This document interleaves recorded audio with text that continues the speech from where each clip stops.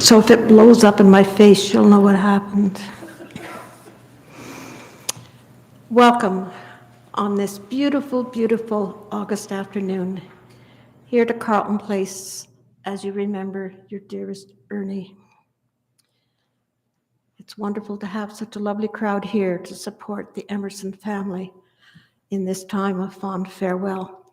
And I want to make a comment about the beautiful children that are with us.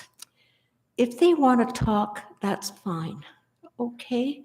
You don't need to take those little ones out. We're here as a family, and we can talk over them. Wayne will just turn up the microphone louder for us. So please don't worry about the children. It is so wonderful to have them with us today. And a very special welcome. Wayne's got the camera on. I know it's way back there. And a very special welcome to those who will be watching us virtually, either now or later. And I'm going to suggest you just kind of turn around and wave to the camera for those folks that are going to be checking. The camera's back there in the corner. So welcome to be with us today. I'm the Reverend Heather Kincaid, and I'm a longtime friend of Wayne. Mostly doing funerals, but we have quite a friendship going when we make trips to the cemetery and things like that. And it is indeed a real privilege to be with you today as we say goodbye to Ernie. Reception is going to be right after the funeral and before we go to the Huntley Cemetery. So everyone is cordially invited to go downstairs to a time of food and fellowship before then we move on to the Huntley Cemetery. And for those that are watching on Zoom or Facebook or whatever it is, because of music copyright, there'll be 3 pieces of music that you won't hear, but that's because of music copyright. But I'll announce what they are so that you can maybe play it at home on your own. So we have some gathering thoughts that are on our handout, and I invite you to join with me in them. Great Creator of all our seasons, we gather here to remember the precious life, love, and legacy of our beloved Ernie, to bid a fond farewell, and to commend his mortal remains into your eternal keeping. Help us to feel your healing and hopeful presence among us now. Amen. And so we have some words of fond remembrance that have been sent to us by the children, and then some others that we also have. So I want to share these with you now.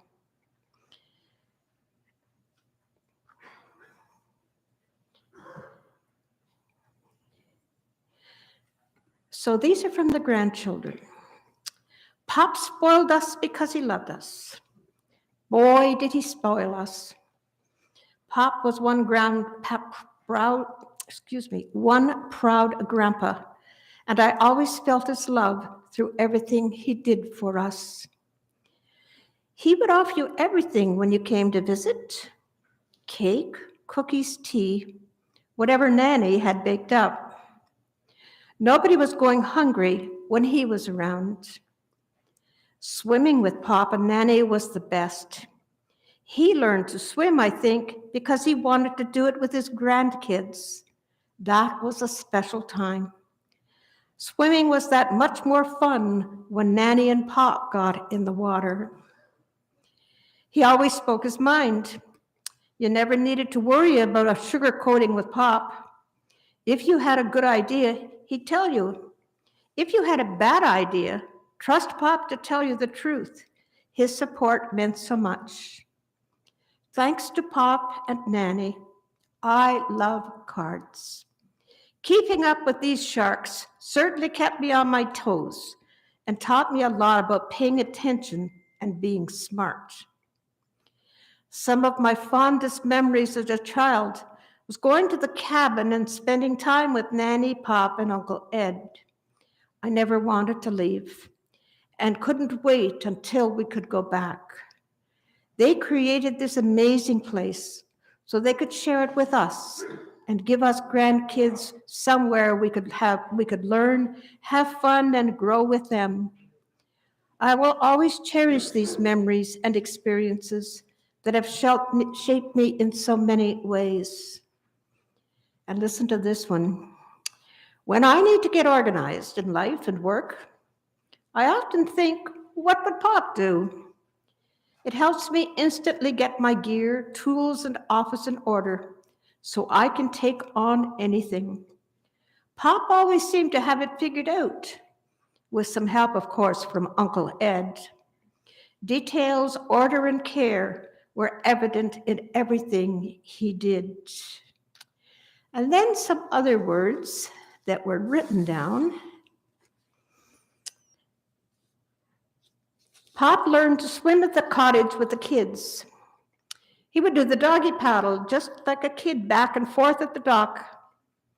It was great that he learned to swim at that age. And then he had these funny comments such as, anyone need an attention getter? Which really means a boot in the behind. Jokingly, he'd say children should be seen and not heard. You have to kick the tires on a car, and Jennifer may and Jennifer may not. Some thoughts about Ernie as a grandpa. Does anyone at this time, anyone else like to say a few words? No one else? Okay, then, we're going to have some music, and it is Amazing Grace sung by Judy Collins with the choir.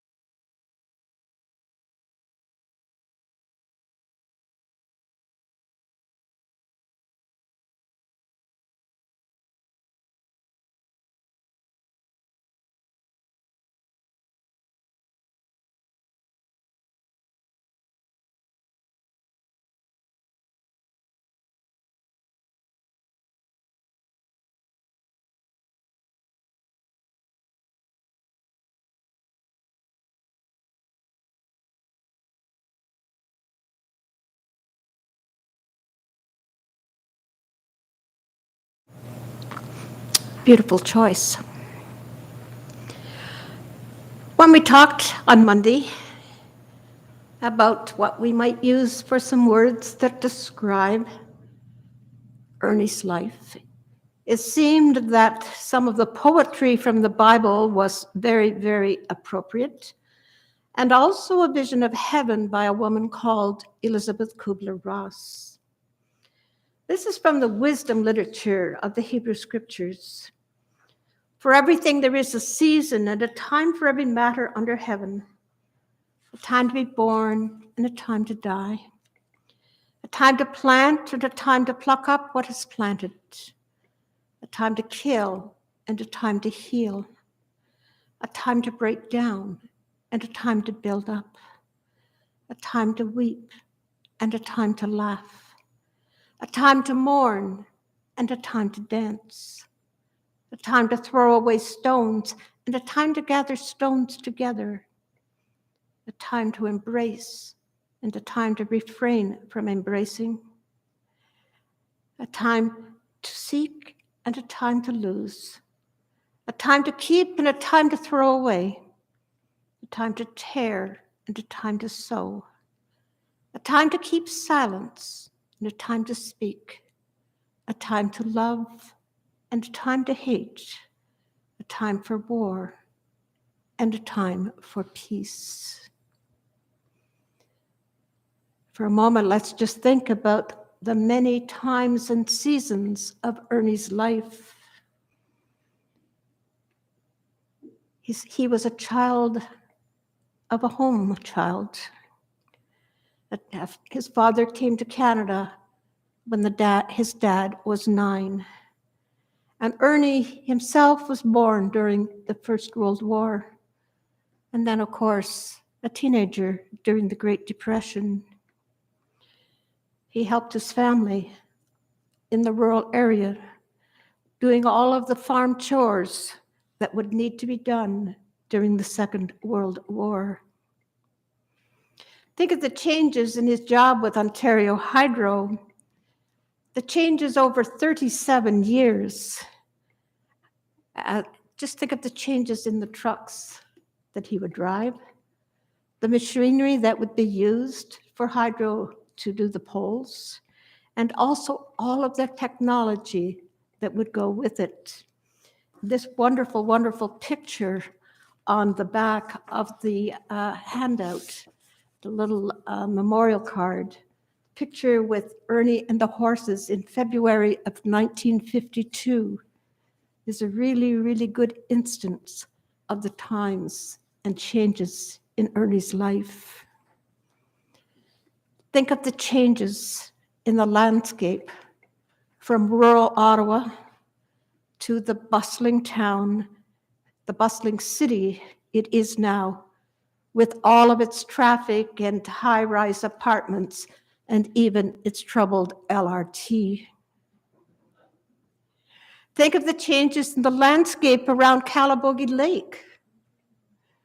From a quiet, out-of-the-way place, a haven where you could get away from noise, to the noisy motorboats, and of course, even the speedway that's there now. And yet, with all of these changes in his long life, Ernie adapted. He adapted as the best he knew how to do, and that was with his unique personality. He was a straight shooter, as we've already mentioned, hardworking, loving, giving, and never afraid to give his honest opinion on any topic.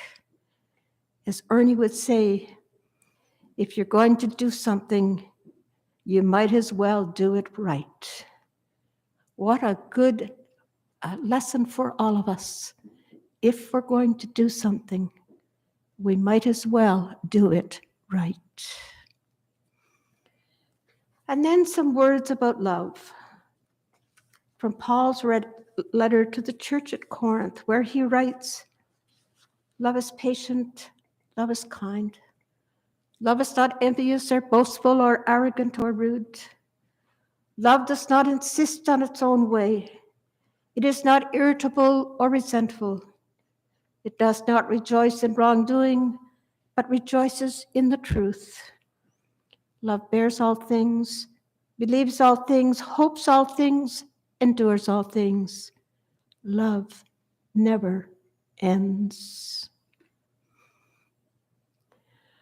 When I met Ruth and Ed and Brenda and Hugh earlier in the week, it was very, very apparent to me that this Emmerson family is a group bound together, not only by their biology, but also by their unconditional love for one another. Because all of those attributes of which Paul writes are the attributes that keep them together in their bond as a family.